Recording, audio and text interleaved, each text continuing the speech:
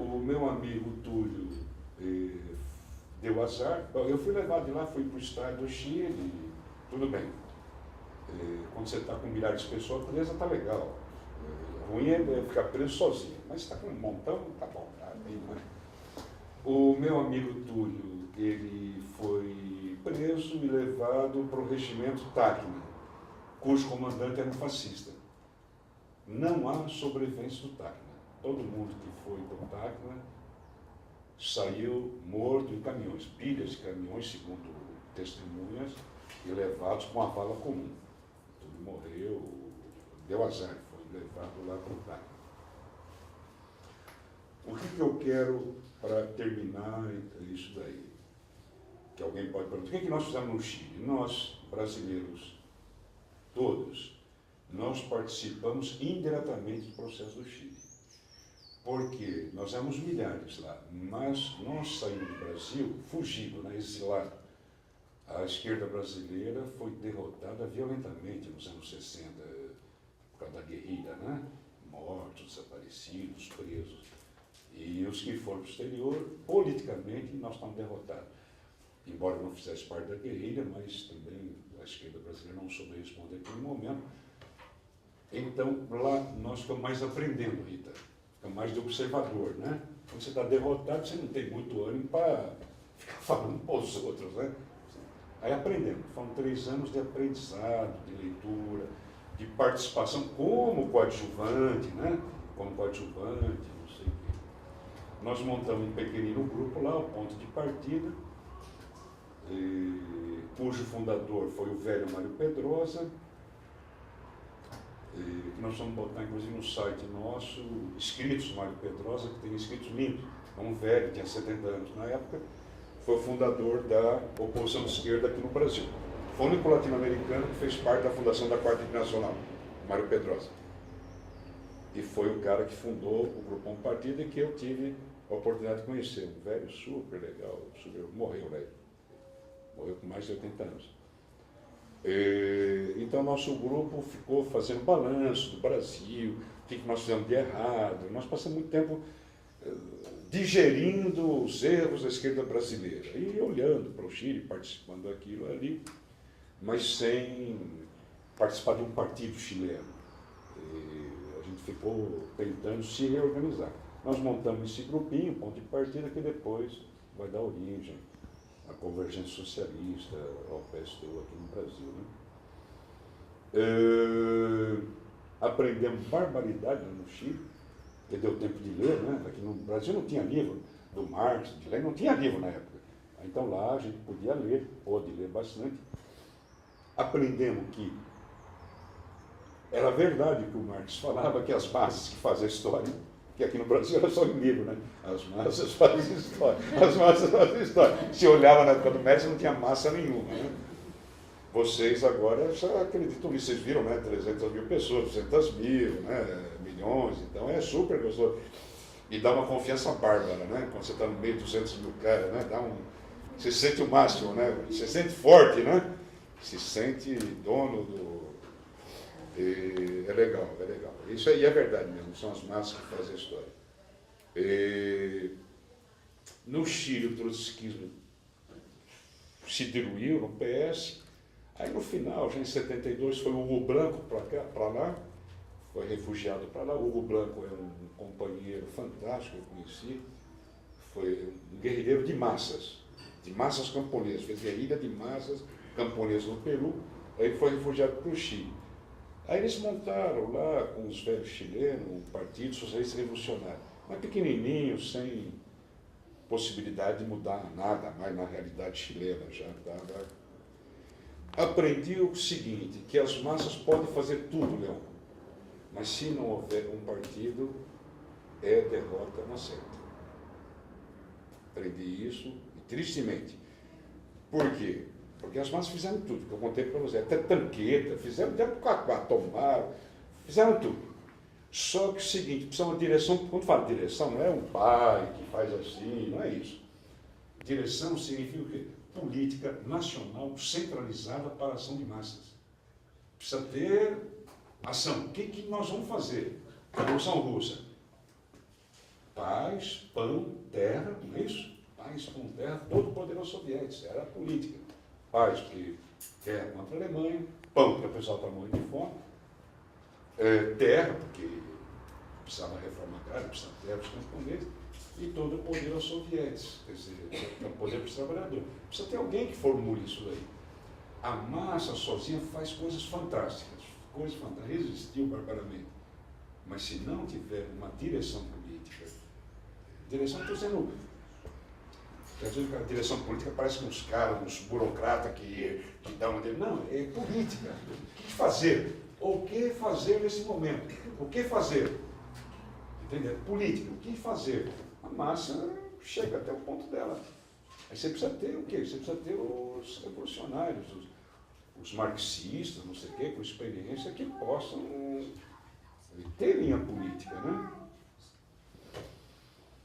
Ou seja, Rita, nesse momento final do Chile, a questão subjetiva é o que define. É a questão subjetiva. Síria, Líbia, Egito. Não tem nada de alternativa lá, Rita, infelizmente. Tem muito pouco, quase nada. Aquilo lá vai para qualquer lugar. Qualquer lugar. Agora vem um golpe no Egito, um golpe mais desgraçado que o outro matando gente. Se não tem política, organização que dê política, que vai para qualquer lugar. Volta, inclusive, pior que antes. Sobre as armas, que é outra coisa importante. As armas, elas existem. As armas existem.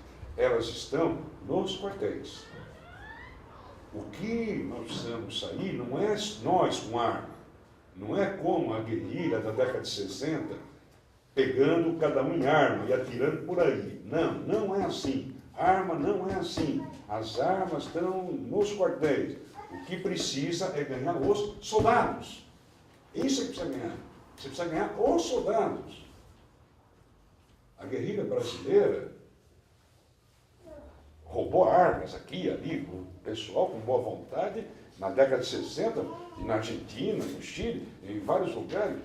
Mas não é assim que se faz revolução. Não é assim. Quem faz são as massas. E as armas?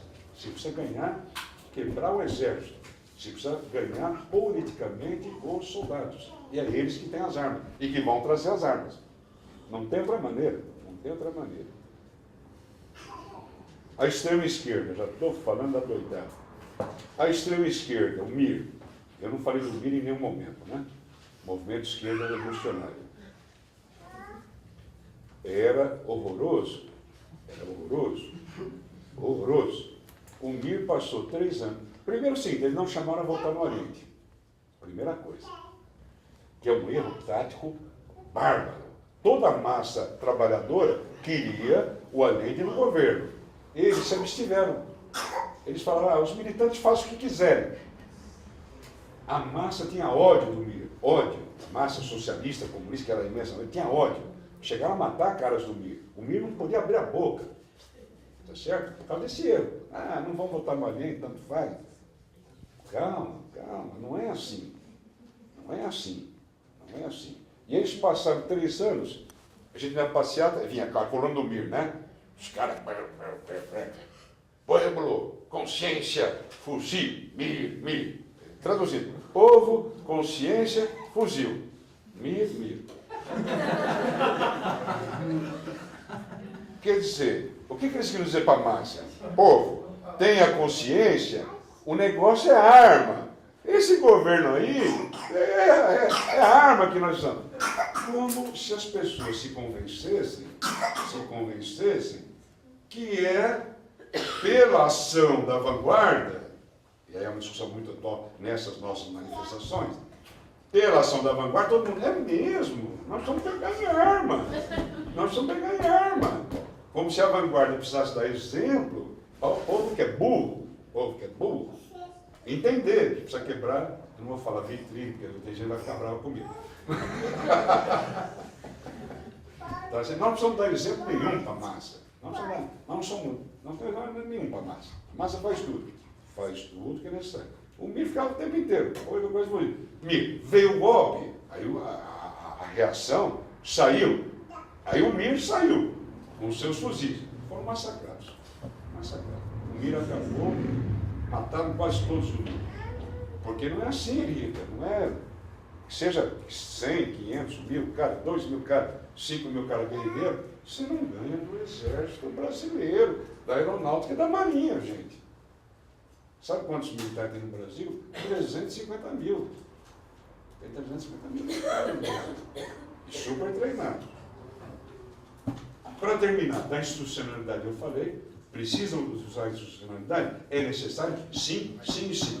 Mas não somos radicais. Ou seja, a institucionalidade tem limites. Limites bem precisos. E você tem que passar por cima dela. São você morre junto com ela. Última coisa, papel do Allende. Aí vem um negócio um pouco polêmico. Eu tenho até hoje uma admiração muito grande pelo Allende, pela pessoa dele. Assim como tenho uma admiração muito grande pelos meus amigos que fizeram guerrilha e que morreram. Tenho vários amigos que fizeram guerrilha, uma admiração muito grande. Lenira, o Renato, aqui é Ruivo. Tenho vários amigos meus que morreram na guerrilha. Tenho um respeito imenso por eles. Eu tenho pelo Allende, pela coerência, por ter entregado sua vida aquilo que eles achavam correto. O Allende foi super coerente, assim como esses amigos meus que morreram. Foram super, eles acreditaram. Então, do ponto de vista da pessoa, eu tenho uma admiração extraordinária. Ponto, parado. Do ponto de vista político, acho que foram um horror. Tantos guerrilheiros da minha época causaram uma retração, uma involução total. Depois que apareceu o guerrilha no Brasil, o que aconteceu, Rita? Massacraram a todos. Seja guerrilheiros, não guerrilheiros, simpatizantes, democrata, liberal, Chico Buarque, todo mundo teve que se mandar. Consequência da ação guerrilheira. O exército sai com tudo. E pegou todo mundo. Certo? Matou gente do PC, todo mundo. Liberais, democratas, vai que eu parto. Então, do ponto de vista político, eu tenho ódio do pessoal, da política da guerrilha, não dos meus amigos que participaram. Eles eu gosto deles. Tenho respeito, foram heróis. Do Allende, pessoalmente, tenho respeito, admiração, etc. Mas, politicamente, eu acho ele responsável pela morte de 100 mil caras. Por quê, Rita? Por causa do seguinte, a história, décadas e décadas anteriormente, já tinha registrado, e há muitas polêmicas por escrito, de que esse caminho do Allende não levava a nada. Se a gente vê a história da Revolução Russa, por exemplo, o Marx, a parteira, a parteira que faz a Revolução, o Lenin, Trotsky, Engels, todo mundo pode ser, a Revolução é a parteira, tem que a discussão entre bolchevique e menchevique, se toma o poder, não se toma o poder, tudo isso é antigo. A Revolução Espanhola, década de 30, tinha um monte de exemplos, a Frente Popular da França, um monte de exemplos anteriores que diziam que essa via política ia dar em nada. E todos os exemplos anteriores terminaram com fascismo.